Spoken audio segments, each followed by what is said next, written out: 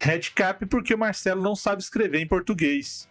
Eu falei lá no começo, ó, eu dei o teaser do spoiler do Eu Vou Falar de Carapuça. Tá aí, ó, o capuz vermelho. Capuz vermelho. Eu uso o Redcap porque eu sou alfabetizado em inglês. O Redcap, nesse caso especificamente eu estou falando dele em inglês porque ele é derivado de uma criatura mitológica, da mitologia do mundo real, do folclore anglo-escocês, da região. Falei que eu estava falando muito de Escócia hoje.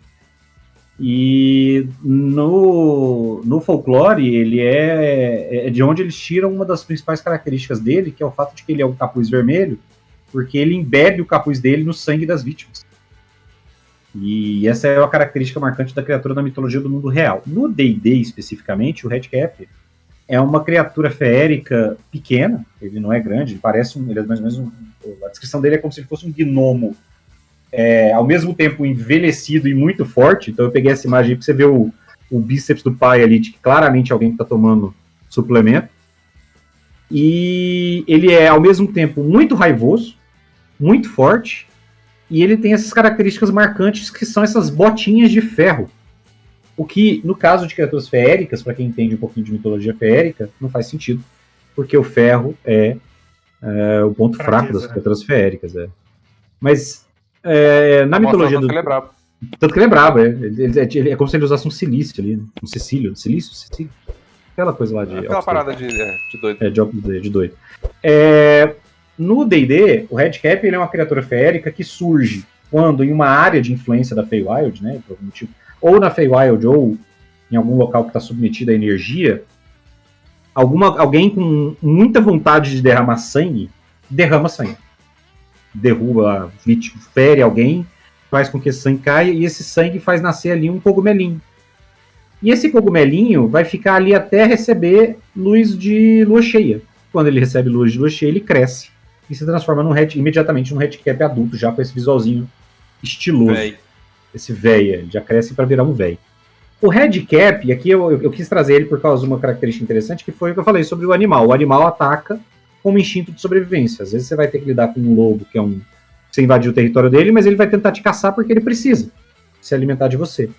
O Redcap precisa se alimentar de alguém, porque ele só existe se a cada 3 dias ele matar alguém e embeber o capuz dele no sangue dessa pessoa. Ele tem que beber o sangue, o capuz no sangue de um humanoide que tenha morrido há pelo menos 1 hora, no máximo 1 hora, na verdade, para que ele continue sobrevivendo, senão ele desaparece. Então, ele mata por sobrevivência.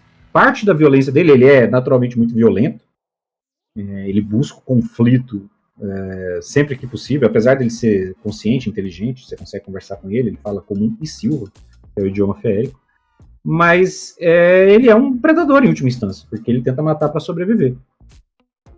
E ele vive pelo assassinato e pela carnificina. Exatamente, ele vive para isso porque ele precisa disso para viver, né? A essência dele é essa. Mecanicamente, um Redcap tem um ataque muito violento, que é muito interessante, que está relacionado a essas botinhas dele aí, que é ele chama de perseguição de ferro. E basicamente ele vem correndo e te dá uma bicuda com essa bota. E é uma bicuda tão forte que ela dá coisa de 20 de dano médio. Ela dá 3d10, mais não sei quanto de dano médio. Te derruba sem teste. E a outra possibilidade dele, a ficha dele original, ele usa uma foice, né? Tá vendo essa foice sanguinolenta aí? Mas ele pode usar qualquer arma, ele pode usar uma foice maior, não precisa usar essa foice de mão, não. E ele consegue dar até 3 ataques com essa foice. Então, assim, é um bicho de nível desafio 3, na verdade. Eu já usei ele em situações distintas. Já usei ele como principal encontro para um grupo de nível baixo. E a galera quase morreu. Um encontro na Feywild. O Baldur's Gate, ele aparece numa situação que é descrita do livro também, assim, que ele é muito comum que ele esteja associado a bruxas. Ele sirva a bruxas, porque essas bruxas são mais poderosas. E aí tem uma simbiose, né? Porque a bruxa muitas vezes vai dar a ele vítimas, né, possíveis. E ele é um desafio considerável, assim. Eu já usei mais de um Redcap. Eu usei uma vez um encontro com 3 Redcaps simultaneamente na Feywild. Foi legal. A galera cortou um dobrado com o bichinho. Ele tem uma característica lá de sanguinolência, assim, que quando ele mata alguém ou quando derruba sangue, ele ataca com vantagem, coisa assim? Não, acho que não. Talvez ele tenha tido antes. Eu acho que na última versão dele, que é do Mordenkainen, não tem. Eu tô falando mais relacionado ao próprio Baldur's Gate, porque no Baldur's Gate tem 2 tipos, né? Tem um que é meio mago e outro que é Eu vou o falar. O Baldur's Gate ajustou isso, né? O Baldur's Gate criou uma categoria secundária, assim. Não, eu acredito que isso venha de antes. Você quer saber por quê? Esses dias eu vi uma temporada de um anime chamado Overlord. E ele é muito baseado em coisas de AD&D. Tem muita coisa de AD&D nele. E numa das situações lá, uma vila de humanos lá, uma humana tinha um presente que ela tinha recebido, que tinha sido uma trombeta para chamar um exército de goblins. E veio o exército de goblins e tal, e começou a viver lá, porque quando ele veio, né? Ele veio eterno.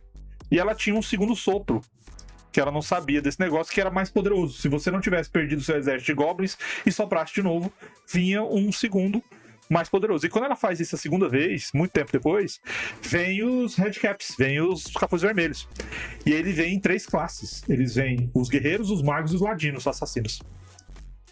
E assim, eles são goblins. Só que eles são sanguinolentos contra os inimigos. Eles são muito diferentes dos goblins normais, porque eles são terrivelmente violentos. Só que eles seguem esse preceito. Eles matam porque é pra isso que eles existem. E eles são totalmente obedientes àqueles que os convocam. E aí, quando eu falei lá do início, né, que você jogou, eu falei assim, cara, eu tenho um troço que eu vi no anime. Foi isso daí. E eu achei interessante quando você colocou, porque deu pra ver. E eles são 3 tipos, 3 classes diferentes. No livro original, tanto no Volo quanto no Mordecai, ele não tem essa característica da sanguinolência especificamente como mecânica, né? Ele tem, a ficha dele muda muito pouco, na verdade, nesse sentido. Mas no Baldur's Gate, inclusive, eles alteram, né? Tem um que é um pouquinho mais forte, tem classe e tal. E outra coisa legal que eu não tava lembrando dele, da ficha dele pra narrativa, é que ele tem uma coisa curiosa, que essa bota dele, ela dá desvantagem pra furtividade, ou seja, quando você for usar um Redcap, você não vai tentar fazer com que ele seja furtivo, você vai fazer com que ele seja amedrontador. É para as pessoas ouvirem os passos pesados de botas de ferro no meio da floresta. E uma risada maligna de alguém com uma voz, uma risada de velho maligno. E aí você vai saber que você tá preparando para velho psicopata da floresta. Exatamente. Mas uma coisa... Pode falar disso. Uma coisa boa também que ele fala que... Você tinha falado, né? Ele é oriundo de alguém que derramou sangue. E ele surge... Só que ele tem uma ligação muito grande com assassinatos e com a violência no geral. Então, normalmente, a primeira vítima dele é essa pessoa.